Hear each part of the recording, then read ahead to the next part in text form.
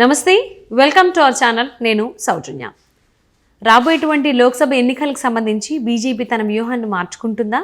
ఆ మార్చుకునేటువంటి భాగంలోనే కిరణ్ కుమార్ రెడ్డి గారిని కొంచెం వాడుకునే దానికి సంబంధించి ఏం చేస్తారో, ఆయనకి ఎటువంటి రోల్ ఇవ్వబోతున్నారు, ఈ అంశానికి సంబంధించి మనతో మాట్లాడడానికి, వారి విశ్లేషణను మనతో పంచుకోవడానికి ఈరోజు మనతో పాటు ఉన్నారు senior journalist, senior political analyst CS Rao garu ఉన్నారు. వారితో మాట్లాడదాం. నమస్తే అండి. నమస్తే సౌజన్య. లోక్సభ ఎన్నికల్ని టార్గెట్ చేసుకుని బీజేపీ తన వ్యూహాన్ని మార్చుకుంటోందని టాక్ వినిపిస్తోంది.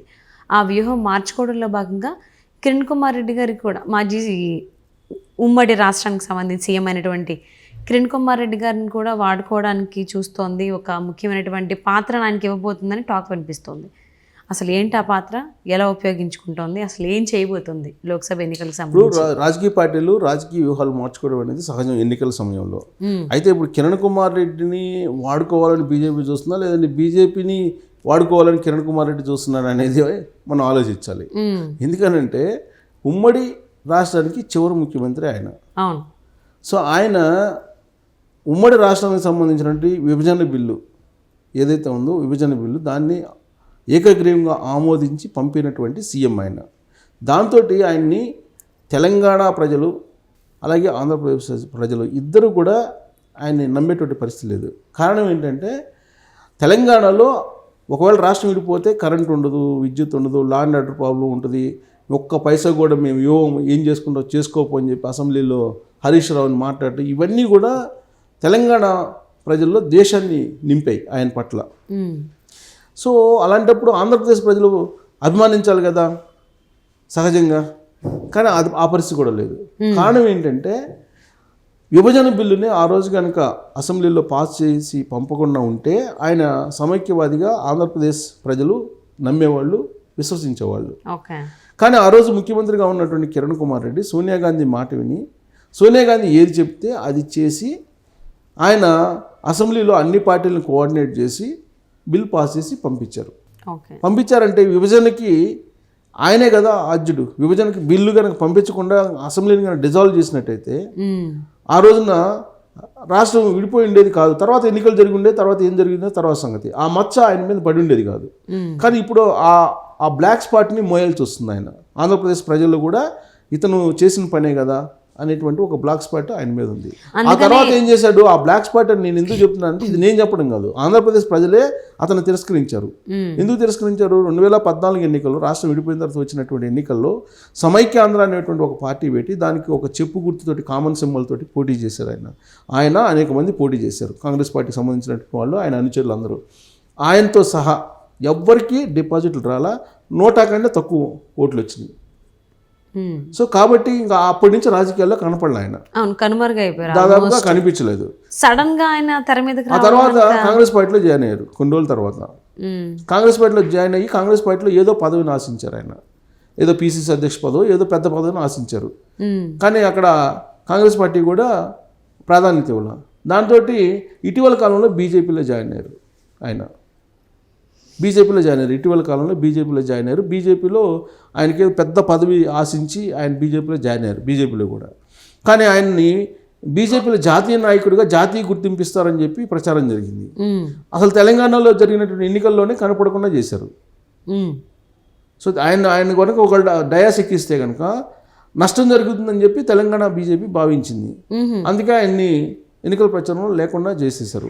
పోనీ ఏపీలో బీజేపీలో చురుగ్గా ఉన్నారంటే ఏపీ బీజేపీ వైపు ఆయన జాయిన్ అయినటువంటి 1-2 సందర్భాలు వెళ్ళారు తప్పితే అటువైపు చూడలేదు బీజేపీ వైపు.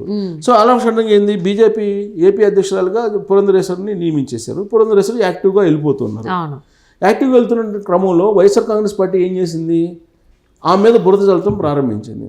తెలుగుదేశం పార్టీ ఎజెండా ఏదైతే ఉందో ఆ ఎజెండాని ఈమె భుజానికి ఎత్తుకొని మోస్తున్నారు అనేటువంటి ఒక అపవాదును ఆమె మీద మోపారు. సరిగ్గా ఏదైతే బీజేపీ అధిష్టానానికి నచ్చదో ఆ అంశాన్ని తీసుకుని YSR Congress party game play చేసింది. యాక్చువల్గా ఆంధ్రప్రదేశ్ బీజేపీ అధ్యక్షుడు ఫస్ట్ కన్నా లక్ష్మీనారాయణ మీద ఏం చేశారు, అప్పుడు ఇదే వైఎస్ఆర్ కాంగ్రెస్ పార్టీ, ఆయన కూడా వైఎస్ఆర్ కాంగ్రెస్ పార్టీలోకి చేరాలనుకుని చివరి నిమిషంలో బీజేపీలో చేరాడు. సో ఆయన బీజేపీ అధ్యక్షుడు అయ్యారు. అయిన తర్వాత ఏం చేసింది వైఎస్ఆర్ కాంగ్రెస్ పార్టీ, జేబులో మనిషి చంద్రబాబు నాయుడుకి అని చెప్పి ఆయన మీద కంప్లైంట్ చేయడం జరిగింది. సో ఆయన ఏదో చంద్రబాబు నాయుడు దగ్గర నుంచి ఏదో కొన్ని కిక్ బ్యాక్స్ ఏదో అనుకున్నారు, ఇలాంటి కంప్లైంట్లు అన్నీ చేశారు. సీన్ కట్ చేస్తే ఆయన ప్లేస్లో సోము వీర్రాజుని ఏపీ బీజేపీ అధ్యక్షుడిగా చేయడం జరిగింది. సోము వీర్రాజు చంద్రబాబు నాయుడుకి వ్యక్తిగతంగా వ్యతిరేకి అనేటువంటి ఒక ముద్ర ఉంది ఆయన మీద. ఓకే. సో దాంతో ఆయన నిత్యం తెలుగుదేశం పార్టీని విమర్శిస్తూ వచ్చారు. అధికారంలోనేమో వైఎస్ఆర్ కాంగ్రెస్ పార్టీ ఉంది. సహజంగా అధికారంలో ఉన్నటువంటి పార్టీ విధానాలు తీసుకుంటుంది, ప్రజా వ్యతిరేక విధానాలు కానీ లేదా ప్రజా అనుకూల విధానాలు కానీ తీసుకుంటుంది. ప్రజా వ్యతిరేక విధానాలు తీసుకున్నప్పుడు విమర్శించాలి. కానీ అలాంటి పరిస్థితి సోము వీర్రాజు చేయలేదు. జగన్మోహన్ రెడ్డితో అంటగాగుతున్నాడు అనేటువంటి ఆరోపణలు ఆయన మీద వచ్చినాయి. దాంతో ఆల్ ఆఫ్ సడన్గా అతన్ని కూడా ఏపీ బీజేపీ అధ్యక్షునిగా తొలగించేసి ఆ ప్లేస్లో పురంధరేశ్వరిని పెట్టడం జరిగింది. సో ఇప్పుడు పురంధరేశ్వరి ఏపీ బీజేపీ అధ్యక్షులుగా కొనసాగుతూ ఉన్నారు. కానీ ఈమెతో పాటు బీజేపీ అధ్యక్షతను కనుక ఎన్నికలకు వెళ్తే రాబోయేటువంటి రోజుల్లో నష్టం జరుగుతుందేమో అనేటువంటి ఒక భావాన్ని కొంతమంది జీవీఎల్ లాంటి వాళ్ళు వ్యక్తం చేస్తున్నారు. అంతర్గతంగా జీవీఎల్కి పురంధరేశ్వరికి మధ్య ప్రచ్ఛన్న యుద్ధం ఒకటి జరుగుతుందనేది బీజేపీలో జరుగుతున్నటువంటి చర్చ. సో ఈ క్రమంలో అసలు ఎవరిని పెట్టాలి వచ్చే ఎన్నికల్లో అంటే తెలుగుదేశం పార్టీతో పొత్తు ఉంటే ఒక రకంగా ఉంటుంది, తెలుగుదేశం పార్టీతో పొత్తు లేకపోతే మరొక రకంగా మార్చుకోవాలనేది ఢిల్లీ బీజేపీ ఆలోచిస్తున్నటువంటి అంశం. సో ఒకవేళ నాయకత్వాన్ని మార్చాలంటే ఎవరిని పెట్టాలి అనే దాని మీద చర్చిస్తున్నప్పుడు కిరణ్ కుమార్ రెడ్డి పేరు ఏదో వచ్చిందని చెప్పి ఆయన అభిమానులు చెప్పుకుంటున్నారు.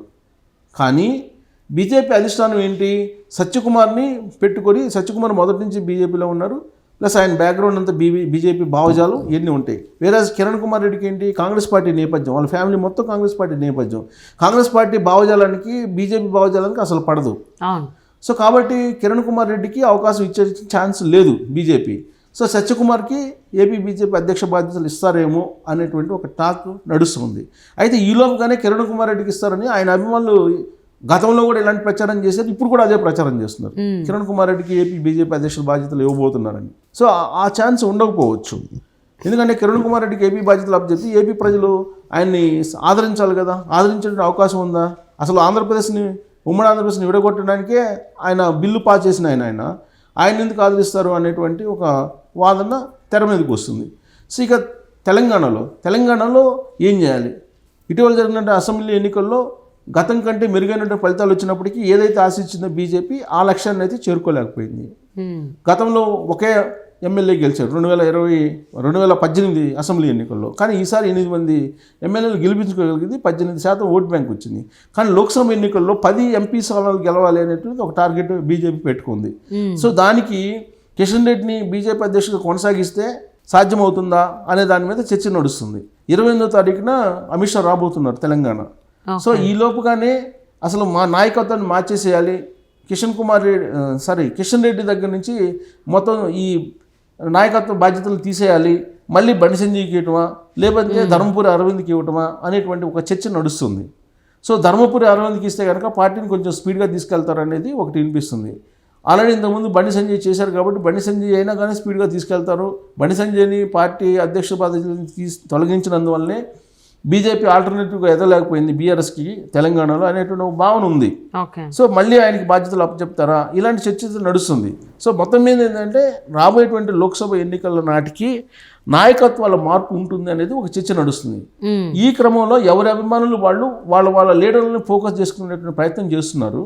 బట్ బీజేపీ అధిష్టానం ఒకవేళ మార్చడం అంటూ జరిగితే ఆంధ్రప్రదేశ్లో కిరణ్ కుమార్ రెడ్డిని ప్రాతిపదిక తీసుకునే అవకాశం అయితే ఉండే ఛాన్సెస్ కూడా లేవు.